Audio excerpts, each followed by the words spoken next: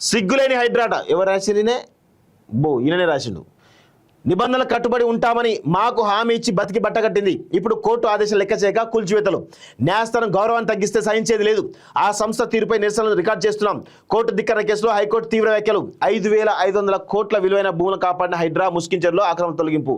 ముస్కిన్ చెరువు మధ్యలో మట్టి పోసి చదువు చేసిన దృశ్యం అంటూ చూస్తున్నాం. సో ఇక హైడ్రా గురించి మనం ఎంత తక్కువ మాట్లాడుకుంటే అంత మంచిది.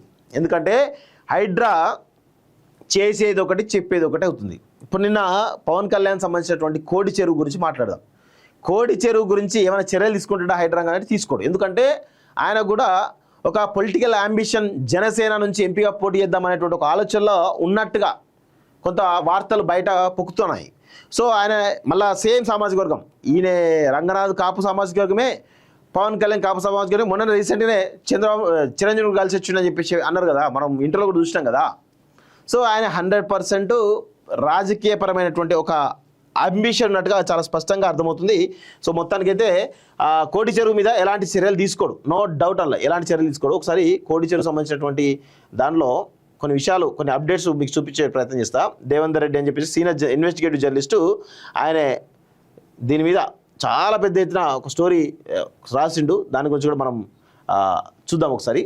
సో ల్యాండ్స్ అండ్ రికార్డ్స్లో పవన్ భూమి పట్టా అయినా ముమ్మాటికి కబ్జా కోరే, పవన్ భూమి పట్టా అయినా ముమ్మాటికి కబ్జా కోరే అని చెప్పేసి ఒక ఇన్వెస్టిగేటివ్ స్టోరీ రాయడం జరిగింది. మట్టి నింపి చెట్లు పెట్టినట్లు అనుమానం. ఇదంతా కోడి చెరువు. ఇందులో మొత్తం ఈ చెరువులో మొత్తం మట్టి నింపేసి మొత్తంగా చెట్లు పెట్టేసినట. ఇది పరిస్థితి. చూద్దాం ఇక్కడ. ఇది ఆయన జన్వాడ సంబంధించినటువంటి ఆయన ఫామ్ హౌస్లో ఉన్నటువంటి విషయం. నెక్స్ట్ 1994లో 2 ఎకరాల పట్టా భూమికి అదనంగా 10 ఎకరాల శిఖం భూమి అమ్మిన శ్రీనివాసరావు అట. 1994లో ఆ కోడి చెరువు సంబంధించిన దాంట్లో 2 ఎకరాలే ఉండట.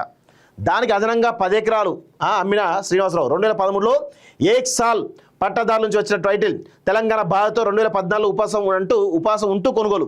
సో అర్థమైంది కదా, తెలంగాణ వచ్చిన తర్వాత 11 రోజులు ఉపవాసం ఉంటూ ఆ యొక్క 10 ఎకరాల శిఖం భూమిని కొనేసిండు. ఓకే, శిఖం అని క్లాసిఫికేషన్ అయినా రిజిస్ట్రేషన్ చేసుకోవచ్చా? దానికి ఎవరెవరు అనుమతులు అవసరం? 1985లో 88లో 6 ఏళ్ళు డాక్యుమెంట్ పెండింగ్లో ఎందుకుంది? వాల్టా యాక్ట్ ఏం చెబుతోంది? 111 జీవో ఉన్న దర్జాగా ఫామ్ హౌస్, గోల్కొండ హోటల్స్ భారీ ఫంక్షన్ హాల్స్, FTLలో పర్మనెంట్ స్ట్రక్చర్స్ ఎలా వచ్చాయి? అన్ని ఆధారాలతో ల్యాండ్ అండ్ రికార్డ్స్ ప్రత్యేకత అంటూ చూస్తా ఉన్నాం. సో పవన్ కళ్యాణ్ అనే వేరే వాళ్ళ దగ్గర కొన్నాడు అని చాలామంది అంటున్నారు కదా. ఒక హై ప్రొఫైల్ సంబంధించినటువంటి వ్యక్తి కనీసం దాని యొక్క వెరిఫై చేయకుండా ఎట్లా కొంటాడా? అంటే తప్పుడు పత్రాలు వాళ్ళు ఇప్పుడు ఎవరైతే ఉన్నో తప్పుడు పత్రాలు సృష్టిస్తే ఈయన కొనాలా? నాకు తెలిసి వాళ్ళతోటి తప్పుడు పత్రాలు సృష్టించి ఈయన కొనుక్కున్నాడా? ఈయన ఏమైనా రిజిస్ట్రేషన్ చేయించుకున్నాడా? దాని వెనకాల పవన్ కళ్యాణ్ హస్తం ఉందా? ఉంటుంది. 100% పవన్ కళ్యాణ్ వాళ్ళ హస్తం ఉంటుంది. సో ఇక్కడ చూడండి, 12 ఏళ్ల క్రితం ఏపీ డిప్యూటీ పవన్ కళ్యాణ్ చెరువు శిఖం భూమి కొనుగోలు చేశారు.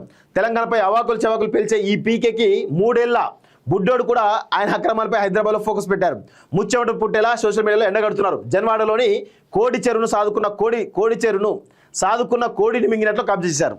సో దీనిపై మరింత లోతుగా ల్యాండ్స్ అండ్ రికార్డ్స్ ఇన్వెస్టిగేషన్ చేసింది. ఖుషీ సినిమాతో వచ్చినటువంటి డబ్బులతో 2002లో శంకర్పల్లి మొకిల రోడ్డుకు సర్వే నెంబర్ 695లో 8 ఎకరాలు కొనుగోలు చేశారు. అది కూడా రోడ్డు విస్తరణలో కూడా ఆ భూమి కొంత పోయింది. 2014లో సర్వే నెంబర్ 706కు చెందినటువంటి శిఖం భూమి తక్కువ ధరకు వస్తుందని 10 ఎకరాలు కృష్ణంరాజు అనే అగ్రిమెంట్ ఆఫ్ సేల్ జీపీఏ చేసుకున్న వ్యక్తి నుంచి కొనుగోలు చేశారు. కృష్ణంరాజు 2013లో ఏక్సాల్ పట్టా రైతులైన రవీందర్ గౌడ్, లక్ష్మీకాంత్ రెడ్డి, ఆండాలు, వెంకటరమణ, సుధా నుంచి తీసుకుంటారు. అప్పటికే 1988లో పెండింగ్ డాక్యుమెంట్ పెట్టిన రిజిస్ట్రేషన్ శాఖ 1994లో రిజిస్ట్రేషన్ చేస్తుంది. అంటే అటు రైతుల వద్ద నుంచి ఇటు అక్రమ రిజిస్ట్రేషన్దారుల నుంచి చెరువు శిఖాన్ని అగ్రిమెంట్ చేసుకుంటారు. కొనుగోలు వ్యవహారం ఈసీలో కనిపిస్తుంది, గూగుల్ ఎర్త్ స్పష్టం చేస్తుంది. సో అర్థమైంది కదా. ఇక్కడ 1988లో పెండింగ్లో డాక్యుమెంట్ పెట్టినటువంటి రిజిస్ట్రేషన్ శాఖ 1994లో రిజిస్ట్రేషన్ చేస్తుందట.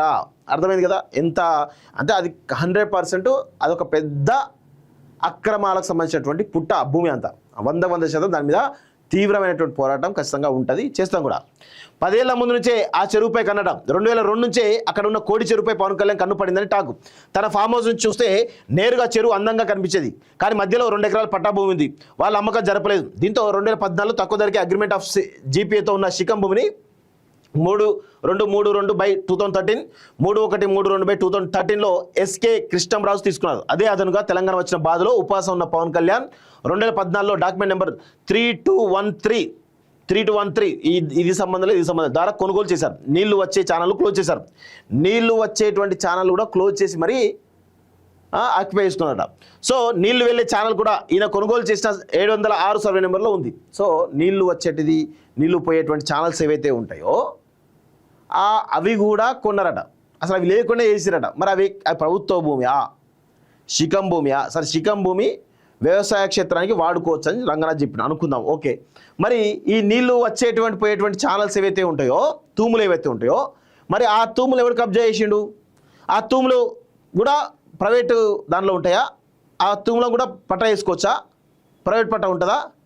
వాటిని కూడా కబ్జా చేసి చెప్పి చాలా స్పష్టంగా తెలుస్తూ ఉంది.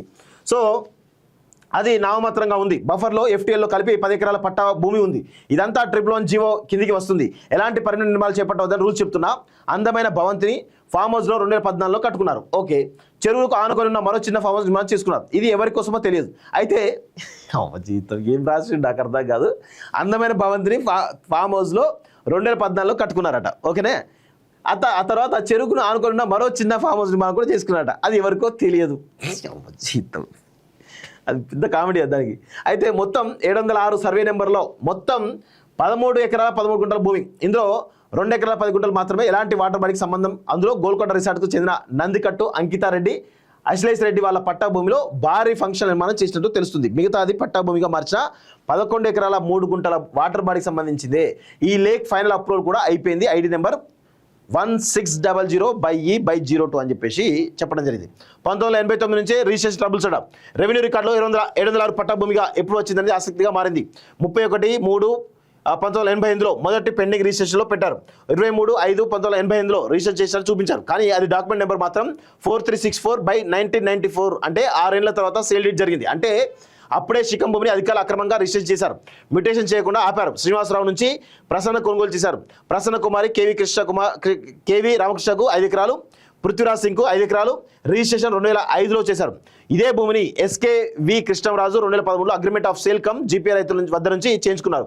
ఇక్కడే ఈ భూమి ఏక్సాల్ పట్టగా రైతుల పేర్ల మీద నమోదు అయినట్లు సమాచారం. ఈ అసైన్డ్ భూమిని పవన్ కళ్యాణ్ కోసమే 2013లో GPA చేయించుకుని అతని పేరు మీదకి 2014లో కొనుగోలు చేసినట్టు తెలుస్తోంది. భారీ నిర్మాణాలు కూడా జరిగాయట.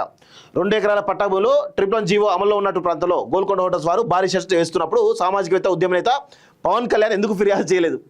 అయ్యయ్యో, 12 ఏళ్ళలో ఎంత చెరువు మొత్తంలో కబ్జా చేశారో అతనికి మాత్రమే తెలుసు. ఎందుకంటే చెరువులో కూడా పొలం దున్ని చెట్లు కూడా పెట్టుకున్నందున ఆయనకి అన్ని తెలుసు. 706 సర్వే నెంబర్లో 6 ఫీట్ల ఎత్తులో మట్టి పోసి చెరువును పూడ్చివేసినట్లు గూగుల్ మ్యాప్ చెబుతోంది. అంటే చెరువును కావాలని చెరబెట్టారు. అతను 2009లో రాజకీయాల్లో నీతులు చెప్పి 2014లో శిఖం భూమిని డిస్టర్బ్ చేయడం చట్ట విరుద్ధం.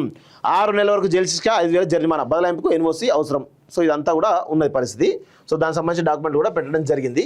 సో ఈ విధంగా ఫామ్ హౌస్ల నిర్మాణము, ఆ చెరువు 6 ఫీట్ల లోతున్నటువంటి చెరువును పూర్తి చేసి అక్కడ చెట్లు పెట్టని చెప్పేసి ఇవన్నీ కూడా పెద్ద ఎత్తున అక్రమాలు ఉన్నాయి పవన్ కళ్యాణ్ సంబంధించినటువంటి కోడి చెరువు కథలో, కోడి చెరువు కబ్జాలో 100% దాని గురించి ఇంకా డెప్త్గా పోతుంది.